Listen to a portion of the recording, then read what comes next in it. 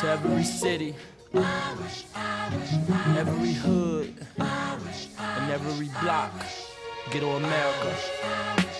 Rolling through the hood. Hi, I'm Chris. And I'm Billy. I'm Nick. And we are your Harvard Youth Kindness Campaign finalists. We are one of 10 campaigns selected nationwide to bring unity throughout our schools. To be selected for this campaign, we wrote many essays for Harvard and created a bulletin board. We chose topics and students that can relate to these topics and featured them on our board. And these are their stories. So, Kemon, what topic can you relate to? The loss of a sibling. How can you relate to this topic? Because when I was 14, I lost my brother to gun violence. How did it affect you? Lose my brother, it affected me because like in school, I started getting off topic in school. I stopped doing my work.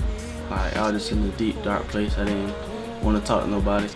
So it threw me off a lot. It really messed me up.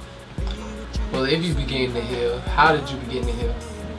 By speaking to my EVAC brothers and finally expressing myself, because during that time I didn't tell nobody about it, but y'all was the first person that I actually read that topic to. And if you had any advice to give to others, what would it be? Advice I give to others would be more open. If you share your story or any topic it may be, you may be giving somebody else who's going through the same thing you're doing the inspiration and courage to be more open about that specific situation. So what topic can you relate to, Davin? Homelessness. How can you relate to this topic? So when I was 9, my mom became disabled. When she became disabled, we had no money because she couldn't work, so we had to move from a friend's house to a family member's house. And that forced me to change schools 3 times in about 2 years.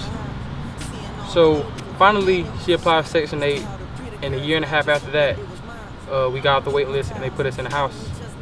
When they put us in the house, we still didn't have no money because the Social Security check wouldn't come in, but the rent was free. So we were living, it was pretty good. My mom didn't have to worry about no bills or nothing. So after a little bit, the Social Security check came in, and when it came in, they gave us a rent and they gave us a light bill, but everything was still cheap. It was still manageable to pay for it. But then we got evicted out of it due to us breaking the lease. So when we broke the lease, we had to move to a small 1-bedroom apartment. When we moved to the small 1-bedroom apartment, it was real dirty. The man was like, you can move in there for the first 3 months free if you can clean it up. So mom was like, all right, that sounds like a bet. I'll clean it up. She cleaned it up. It had cracks in the roof, all of that. And then while she's living there for free, she never signed a lease. So we were paying the landlord, and he wasn't the owner of the house. So the apartment was owned by the bank. When it was owned by the bank, the police came to our house and said that we have 24 hours to leave. When we left, she started crying. We packed all stuff and we moved to my aunt's house.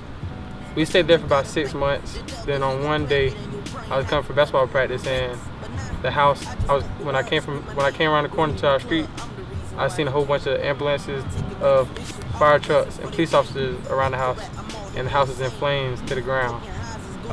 Then we moved to my uncle's house, which is a studio apartment, which is real small, smaller than the 1-bedroom. So it was 2 of my uncles, my mom, me, and my brother. That was real small. If I came in from playing basketball too late, I wouldn't have nowhere to sleep. I had to sleep on the floor. So I moved out of my mom's house, and that's when I moved with you. When I moved with you, it was better than that. I had somewhere to sleep. I was getting fed every night. I had something. I was doing better than I was over here. But I moved back because my mom needed some help. She needed some real deal help. And now that's where I'm back now. How did this affect you? It affected me because I felt like I had no purpose. I was poor. I was wearing the same uniform shirts 3 days in a row, same shoes, didn't have nothing. And then I started coming around here on this very curb with the dope boys, and they was like, you should pick up a rock. You don't got nothing to lose. And I always told them yeah, you're right, I might as well. But something in my head keep telling me, nah, that ain't the way to go. This is something right now, but if you think long term, you won't have to go through this. Well, if you began to heal, how did you? I started praying. first thing I did was started praying and started asking for signs. Once I seen signs that I knew that I wasn't gonna be nothing, that I had something planned for me, then I knew I had to tighten up. If you had any advice to give to others, what would it be? You only get one life, good or bad. You have to make the best of it. Even our two team members, Chris and Nick, can relate to our next topic. So Chris and Nick, what topic can y'all relate to? Having an incarcerated parent. How can y'all relate to this topic? Well, just recently in January, our father was sentenced to 30 years in prison, and he was arrested when I was 15 and my brother was 14. How did it affect y'all? Because we're missing a big part of our role model and support system. Also, it affected us because he won't be there to see us graduate. Well, if y'all begin to heal, how did y'all begin to heal?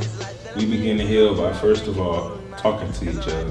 Also, being that we were telling other people our story and helping them heal based off of our experiences helped us heal. And if you had any advice to give to others, what would it be? Don't take your parents for granted.